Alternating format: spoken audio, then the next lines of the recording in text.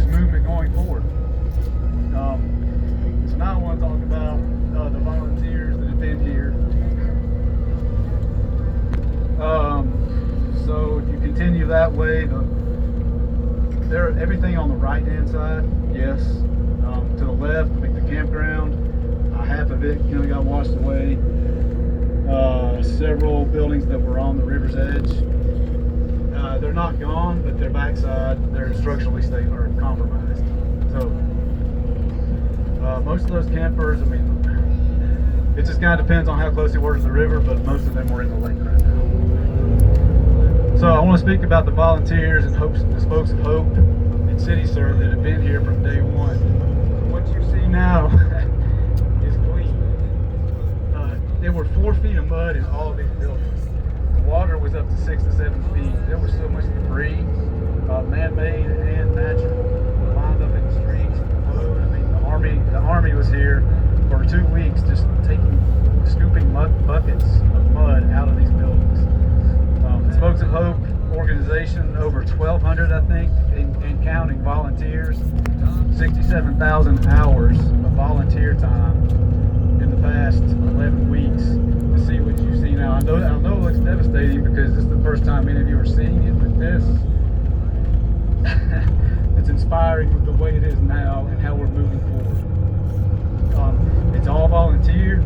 It's strangers that never knew of Chimney Rock before, and they heard and there was a need and they came. And they've been here and there's no sign of them letting up until we're put back. These people are amazing, putting on this event today. And as a native growing up here, this is a very small area. Most of the businesses and homes, I'll speak to the businesses, they're all family businesses, very small. It's a community.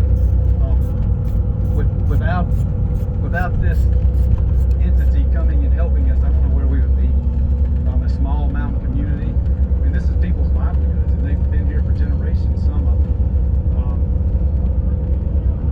So that's part of this event today. You've seen the QR codes down at the Lake Florin. There's flyers around. That's the donation. That QR code, that is a donation 100% set up to go to the business owners in the village to come back. However, whatever that mechanism is, it's 100% to Village of Chimney Rock business owners to help buy inventory back, to find help, to rebuild the inside of your stores, counters, anything, because everything inside these businesses, it was basically a river inside the buildings. Mine personally, I can speak to, and I think it's no different than most. I mean, they had to go down to the bare floor. Floor joists had to be replaced, walls had to be ripped out, all new electrical wiring. I mean, it's a total rebuild. It's mind-blowing that three months ago, this would have been the tour of the busy leaf season. We were all ramped up, ready for leaf season. The lake would be beautiful. And then September 27th, in the span of 4 hours, it was flooding, people were evacuating. 7 o'clock, yeah, the water's high. It's about high like it was in 1996. By 9:30, there's a 20-foot wall of water came through, and there was no time. It was gone. Living through that, and then seeing what the result of this is, that was bad, but you could come back from it relatively quickly. This is catastrophic as a cliche, but that's where we're at. So again, 48 hours and 30 inches of rain. I thought we were kind of out of the woods, but it had rained for 3-4 days constant, and all of a sudden, everything from the top of the Continental Divide just let loose and came down through this village.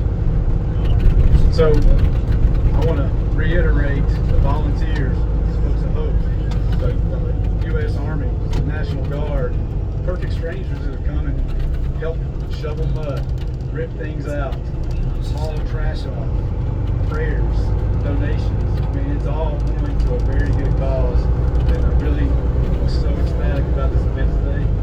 I'm not a very talkative person, but I really want to extend so much gratitude to y'all for showing up. We were hoping there'd be a lot of people. It's mind-blowing how many people